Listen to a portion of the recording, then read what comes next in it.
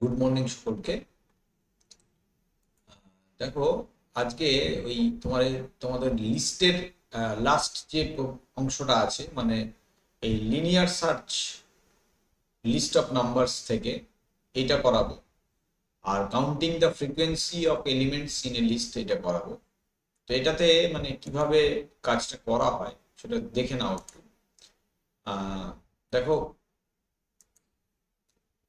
Linear search মানে কোনো একটা লিস্ট তৈরি করব, সেই লিস্টটাতে পরবর্তী ক্ষেত্রে আরেকটা নাম্বার নেব, সেই নাম্বারটা আছে কি নেই খোঁজার যে পদ্ধতি তাকে লিনিয়ার সার্চ বলে। যেমন ধরো, আমি এখানে একটা ফাইল খুলে নিচ্ছি। আগের দিন এই প্রোগ্রামটা করিয়েছিলাম তোমাদেরকে। তো এখানেও আগের মতন আমি একটা একটা লিস্ট তৈরি করে নিলাম এবং আরেকটা নাম্বার আমাকে ইনপুট নিতে হবে। ধরো এন বলে একটা নাম্বার নেব, ম্যাক্সিমাম বা মিনিমামের তো প্রয়োজন নেই, কাজে এগুলোকে ডিলিট করে দিলাম।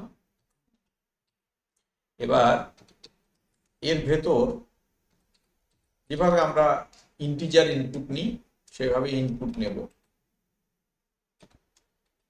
এবং ইনপুটের ভেতরে আমি ধরো লিখলাম এন্টার এ নাম্বার বা enter the number you want to search. ঠিক আছে, মানে একটা নাম্বারকে ইনপুট নেব, যে নাম্বারটা এই এল বলে যে লিস্টটা আছে সেই লিস্টের ভেতরে আছে কিনা খুঁজবো। আচ্ছা, খোঁজার জন্য কি করব, আমরা ফর লুপ চালাবো। তো ফর লুপের কি নিয়ম, আই ইন এল, এভাবে ফর লুপ চালাতে হয়। তো এর ভেতরে কি করব, এর ভেতরে মিলিয়ে দেখব if I is equal to N, এইটা যদি হয় তার মানে নাম্বারটাকে পাওয়া গেছে। ঠিক আছে, সেক্ষেত্রে কি হবে দেখো, প্রিন্ট করে দেব যে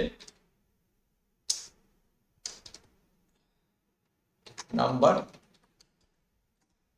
ফাউন্ড ইন দা লিস্ট। যদিও লিনিয়ার সার্চের প্রোগ্রাম তোমাদের আগে করিয়েছিলাম, তাও দেখিয়ে দিচ্ছি। আচ্ছা, এটা ইয়ে দিতে হতো, নাহলে ওটা ইন্ডেন্টটা নিতে পারছি না ঠিক। আচ্ছা, এবার দেখো, এইটা যেই হবে, মানে যেই আমাদের আই এর সঙ্গে এলিমেন্টটা মিলে যাবে, সঙ্গে সঙ্গে আমরা ব্রেক করে বেরিয়ে যাব, আর কিছু আমাদের কাজ নেই। আর যদি গোটা লিস্টটা ঘোরার পরেও খুঁজে না পাওয়া যায়, সেক্ষেত্রে কিন্তু আমরা এলস দিয়ে প্রিন্ট করব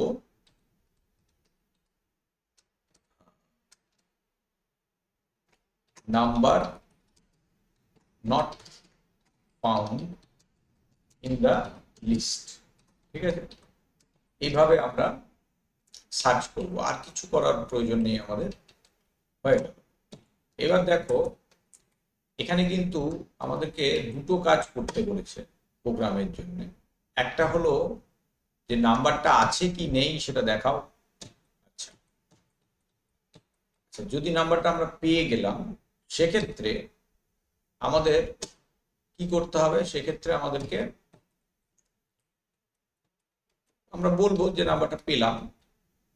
আর একটা কাজ আমরা করবো, যখন নাম্বারটা পাবো তখন কিন্তু নাম্বারটার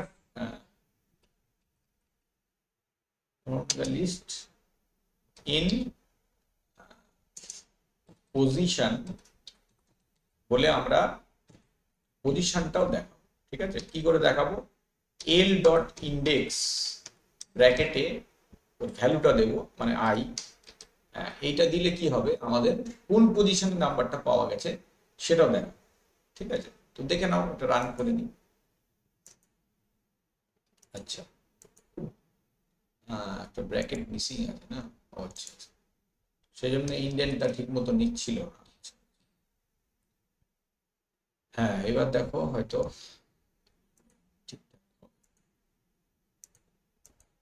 হ্যাঁ, এবার ধরো বলছে enter list of numbers separated by space. ধরো আমি দিলাম 10, 20, 30, 40, 50, 60। এবার বলছে enter the number you want to search, যে নাম্বারটাকে খুঁজতে চাই সেটা দিচ্ছি। ধরো আমি 30 দিলাম। দেখো number found in the list in position 2। এবার 2টা কেন দেখাচ্ছে? কারণ হচ্ছে 0 থেকে আমাদের ইন্ডেক্সিং স্টার্ট হয়ে যায়। তো এখানে পজিশনটা আমরা যদি একদম প্রপার চাই তাহলে কিন্তু আমাদের এখানে +1 করতে হবে, ঠিক আছে? তা না হলে আমরা এক্সাক্ট পজিশনটা পাবো, ঠিক আছে? আচ্ছা, এইবার নেক্সট হলো দেখে নাও, করে নিয়ে একবার। ধরো আরেকবার দিচ্ছি 10, 20, 30, 40, 50, 60। এবার ধরো আমি 30-এর বদলে 40 করবো। দেখো 40-এর পজিশনটা 4 নম্বর, তার জন্য 4 নম্বর পজিশনটা দেখিয়ে দিল। এটা হচ্ছে লিনিয়ার সার্চ, এই জিনিসটাকে বলে। আচ্ছা, আরেকটা জিনিস বলেছে, সেটা হচ্ছে দেখো প্রোগ্রামের তোমাদের এখানে লেখা আছে counting the frequency of elements in a list. মানে এই লিস্টটাতে 40 কবার আছে সেটাও দেখতে হচ্ছে। সেটাও আমরা করতে পারবো, অসুবিধা নেই। যদি খুঁজে পাই তাহলে সেক্ষেত্রে আমরা খুঁজে দেখব কবার আছে। কি করে দেখব? ধরে নাও আচ্ছা, এখানে ডাইরেক্ট প্রিন্ট করে দেওয়া যাবে। প্রিন্ট, এর মধ্যে ডাইরেক্ট আমরা লিখে দেবো যে ফ্রিকোয়েন্সি অফ